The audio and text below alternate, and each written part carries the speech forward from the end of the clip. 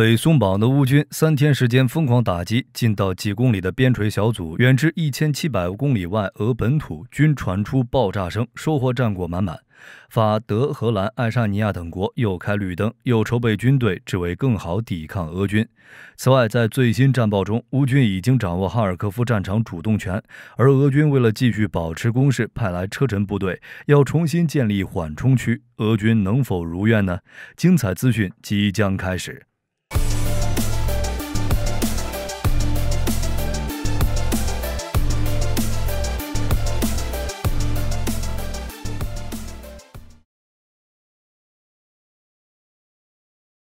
正如火力军推测那般，自5月31日禁令解除后，直至现在一直都是乌军的表演时间。6月1日，15国解除武器使用限制的第一天，俄军在库尔斯克地区集结的大军就遭到乌军打击，造成至少18件装备被摧毁，大量俄士兵伤亡。虽然更详细数据未知，但有消息称，截止6月2日，光是哈尔科夫方向，乌军就消耗掉了 M142 和 M270 至少54个弹药吊舱，而每个吊舱容纳有6枚 M3031 火箭弹，算下来，乌军至少发射324枚 M3031 火箭弹。若是再加上乌军的无人机、火炮，俄军在哈尔科夫和边境地区的损失绝对比估算的大。俄军恐怕也没想到，乌军居然敢在禁令解除的第一时间发动进攻，大摇大摆的边境集结，直接成了乌军的活靶子，被乌军先打头打尾，然后攻击中部，造成最大伤亡。一些俄罗斯相关人士对此表示愤怒，他们认为，俄乌战争都进入第3年了，俄军居然还按照2022年战术组成队形前线，这才造成的毁灭性损失。在顿涅茨克的索莱达尔，乌军1枚海马斯导弹击中了俄第200独立机械旅驻扎的诺伊夫装备维修厂，导致多辆如拖车、坦克维修车、装甲维修车被摧毁，4名坦克兵、7名维修兵以及2名宪兵代表死亡。在俄本土边境地区别尔哥罗德方向，据 X 平台博主的报道，6月3日，乌军使用海马斯导弹摧毁了俄罗斯境内至少2套 S-300、S-400 防空系统。在舍别基诺方向，俄军1个弹药仓被摧毁。虽然俄罗斯宣传部诡辩称受袭击的是民用市场，但从流传的图片以及存在的大量导弹碎片都证实，那里并不是俄罗斯宣传部口中的民用市场。来袭导弹有可能是赤杨火箭弹，因为据俄罗斯国防部称，6月3日，俄防空部队在别尔哥罗德上空击落乌军6枚赤杨炮弹。此外，据俄媒 ASTRA 报道，俄国防部在别尔哥罗德州克罗昌斯基区的一个部署点也遭到了袭击，导致数件俄军重型装备被烧毁，其引发的火灾导致该区行政副区长伊戈尔·涅奇波连科身亡，区长涅斯杰罗夫2名农村定居点负责人以及3名士兵受伤。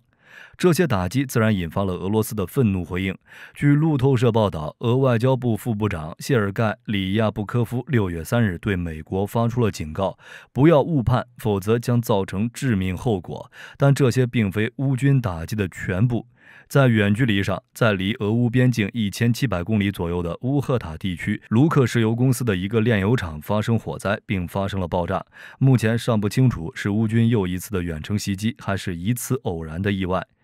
X 平台的乌克兰阵线博主也披露称，在俄罗斯新西伯利亚地区，一储存燃油和润滑油的仓库发生火灾。6月3日时，俄罗斯紧急情况部表示，火灾面积达4500平方米。无论这些是否是乌军所为，但火力军相信，今后这种超远距离的打击会越来越多。泽连斯基在新加坡哭诉没法攻击那些远离边境的俄机场后，一名匿名的英国军官6月2日表示，法国已经允许乌军使用斯卡普1级导弹攻击俄罗斯库尔斯克和别尔哥罗德地区的俄军机场。乌军能配备该导弹的战机，除了经改装的苏24外，就是即将到来的 F-16战机。不过，由苏24搭载时需要靠近发射，因此极易受到俄防空系统的打击。而 F-16虽然更适合此类任务，且明确表态允许乌军使用 F-16袭击俄本土目标的国家，好像只有荷兰和丹麦。6月3日，荷兰国防部长卡伊莎·奥隆格伦表示，荷兰将允许乌军不受限制地使用荷兰提供的 F-16战机袭击俄军目标。丹麦表态更早也更明确，乌军有权使用 F-16战机打击一切目标，但尚不清楚美国是否允许美制战机执行这样的打击任务。荷兰、丹麦还要与美国协商。此外，乌军首位 F-16外国教官已于6月2日抵达乌克兰，其是希腊空军的一名飞行军官。在法国领头放松禁令的同时，德国和爱沙尼亚也纷纷跟进，也有一定程度的放松。如德国，6月2日，德国国防军少将弗洛伊丁在接受德国《每日新闻》采访时称，德国援助的爱国者防空系统很适合部署在哈尔科夫，从而拦截在俄罗斯领空的俄军飞机。同时，他强调称，援助的防空系统的战术运用完全由乌军自己决定。再加上此前德国政府宣布的已授权乌军在防御哈尔科夫州的俄军进攻中，可以使用德国援助武器攻击俄本土的军事设施。这些决定都标志着德国在俄乌战争中的立场发生了改变。要知道，以前德国虽然支持乌克兰，但援助的都是防御性武器，对乌军使用德援武器攻击俄目标一直持保留态度，也就是在盟友压力与马克龙会晤后才改变的主意。但不得不说，这一变化反映了欧美国家对乌军抵抗俄军入侵的进一步支持，而且这种趋势一旦改变，将不可逆转。当然，除了丹麦、荷兰、德国这种直接援乌举措外，也有如爱沙尼亚、波兰这般提升自己军队力量来防御俄罗斯的国家。如爱沙尼亚的预备役部队通过了闪电短程防空系统的技能测试。闪电导弹是一种便携式防空导弹，发射器重约16.5公斤，长1.6米，最大射程为6公里，交战高度在4公里左右。其能以大约600米每秒的速度推进，配有一个红外导引头，可以跟踪目标的热特征，并使用破片弹头摧毁空中目标。它的设计允许高机动性，易于运输和由单个士兵使用。我们知道，欧洲各国预备部队在训练和使用上与正规部队不同，如法国的预备役往往会处理2级任务来减轻军事单位的负担，但爱沙尼亚的预备役却不同，这是一支真正可部署的机动部队，不仅武器装备优良，且与现役部队有着相似的军事水平。如今，爱沙尼亚感受到了来自俄罗斯的直接威胁，也就像波兰一样，开始注重快速提升自身实力，从而应对愈发紧张的局势。综上所述，俄罗斯所画红线正屡次被破，而欧美军援则不断升级。斯卡普1级导弹解禁，爱国者和 F-16使用限制解除等等，乌军的战场表现将越来越好。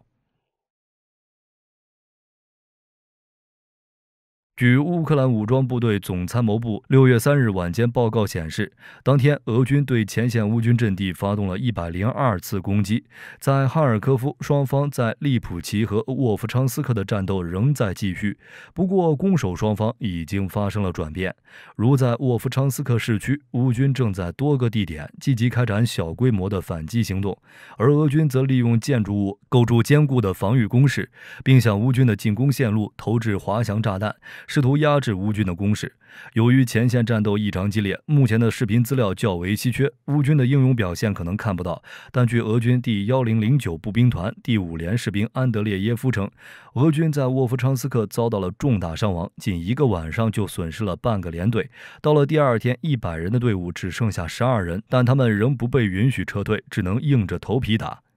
对于俄军这种情况，6月2日时，俄罗斯宣传员和军事博主亚历山大科茨就曾证实称，俄军在哈尔科夫早已停滞不前。亚历山大科茨在电视台公开强调，敌人不再缺少炮弹，他们使用大量 FPV 无人机，我们在以逐步转向防御，因为如果试图继续推进，我们就会损失大量人员。从敌人的行为来看，我们看到他们正在准备在哈尔科夫方向发动一次严重的反攻。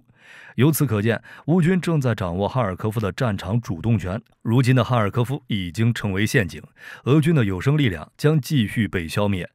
当然，俄军也并未轻易放弃哈尔科夫。为了维持哈尔科夫的优势，俄军开始向该地区调派车臣部队。6月3日，车臣艾哈迈德特种部队指挥官阿普蒂·阿劳季诺夫向媒体表示，车臣特种部队的士兵目前已经进入与哈尔科夫州接壤的别尔哥罗德州，他们将帮助哈尔科夫的俄军重新建立缓冲区。甚至他还称，俄乌双方应步入决战阶段，车臣战区的转移将尤为重要。但火力军感觉这有故意抬高自己身价的嫌疑，毕竟车臣也要到权力交接的阶段。阿劳季诺夫想要顺利接手车臣，自然要有成绩，而此次帮助俄军在哈尔科夫建立缓冲区，将是一笔不小的功劳。在巴赫穆特地区，俄军继续向恰索夫亚尔周边推进。据俄国防部称，俄军的一支空降兵分队突击并占领了恰索夫亚尔附近乌军一个大型据点，说是俄军在侦察过程中发现的，然后经过反炮兵作战才顺利拿下此地。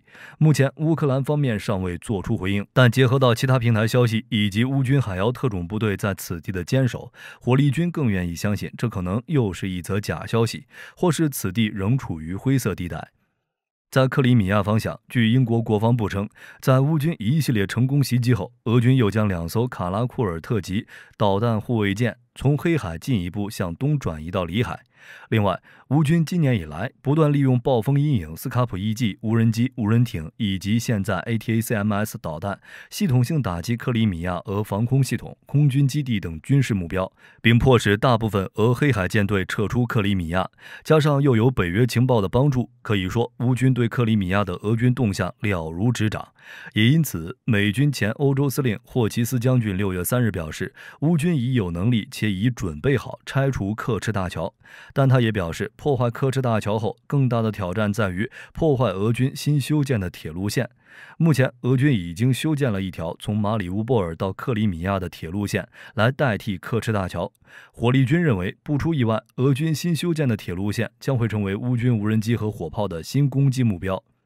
其他战线大大小小的进攻不断，但战线变化不大。如阿夫迪夫卡方向，俄军继续向西推进，依旧希望拉平索沃维维、乌曼斯克、内泰洛夫方向的战线，但却毫无进展。俄军损失正进一步加大。赫尔松左岸区域，乌军有效反击了俄军在克林基发起的3次进攻，展现了坚定的防御决心。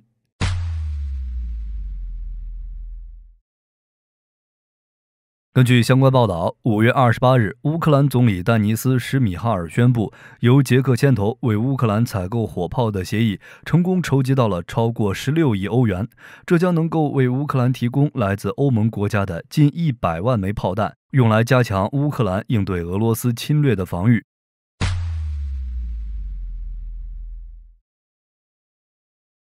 根据美国福克斯新闻网报道，5月27日，美国空军发布了首张 B-21 突袭者轰炸机的试飞照。据悉 ，B-21 是一种可携带核武器的隐形轰炸机，它目前仍处于测试包括飞行测试和滑行测试阶段。照片展示了这种飞机极少见的正面全貌。这款飞机目前的存放位置是加利福尼亚州爱德华兹空军基地。B-21 是一种远程和高生存力的隐形轰炸机，它的作用是支持国家安全目标，以及让美国的盟友和伙伴放心。根据负责采购的相关人员表示，计划在20年代中期稳步推进 B-21 取代 B-1 和 B-2 的计划，目标是在本世纪20年代中期建造至少100架 B-21。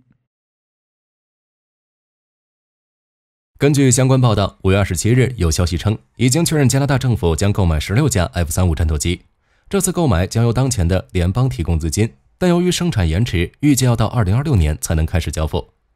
F-35是单引擎超音速隐形多用途战斗机，它采用尾翼配置，2个垂直稳定器倾斜用于隐身。飞行控制面板包括远近翼、近副翼、方向舵和全移动的水平尾翼。在结构上 ，F-35 借鉴了 F-2 的经验教训，复合材料占机身重量的 35%， 其中大部分是双马来酰亚胺和复合环氧树脂材料，以及一些碳纳米管增强环氧树脂。所以 F-35 比它所取代的轻型战斗机重得多。F-35 的系统最为复杂，将航空电子设备和传感器融合，能够有效提高飞行员的态势感知和指挥控制能力，并促进以网络为中心的战争。关键传感器包括有源电子扫描阵列雷达、缩子鱼电子战系统、光电分布孔径系统、光电瞄准系统和通信、导航和识别套件。隐身性是 F-35 设计的关键方面，通过精心塑造机身和使用雷达波吸收材料，让雷达散射截面最小化，减少 2CS 的可见措施，包括边缘对齐和表面的连续曲率、蒙皮面板的锯齿以及发动机表面和涡轮机的遮罩。此外 ，F-35 的无分流器超音速进气口使用压缩凸块和前掠整流罩，将边界层从进气管道上转移开来，消除了分流气腔，进一步减少了雷达信号。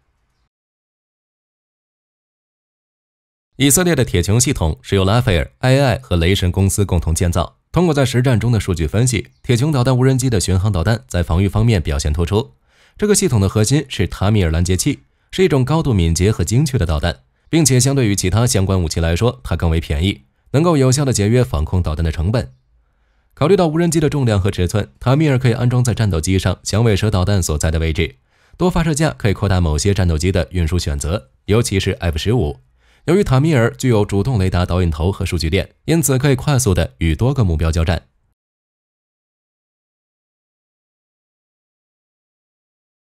根据最新消息报道，近日日本的报警系统突然发出警报，报道称有飞弹朝着琉球方向飞去，让群众自行前往建筑物内或者是地下避难所进行避难。如果有后续消息的话，会随时进行报道。这则消息发出后不久，一枚导弹就在空中发生了爆炸。根据猜测，应该是第一级发生了问题。相关媒体报道称，在日本和朝鲜上空的望远镜摄影机成功捕捉到了爆炸过程。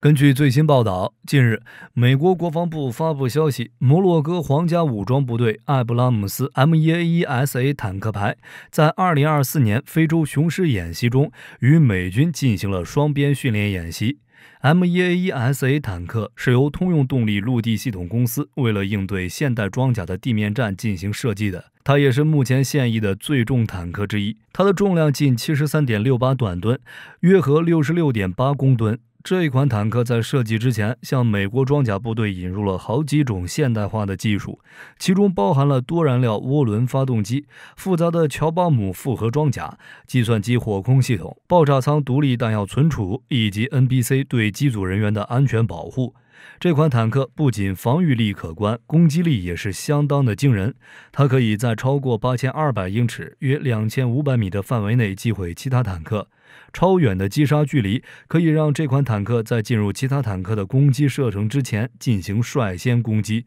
这款坦克装备了105毫米皇家军械 L7 火炮许可制造的 M68A1 版本。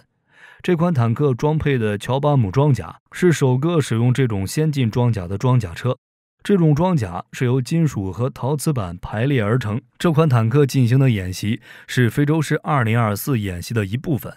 这个演习标志着美国非洲司令部拥有首屈一指的联合军事演习能力。好了，本期节目到这里就结束了。大家对乌军这几天反击的战果是否满意，都欢迎在评论区留言。我是火力军，下期再见。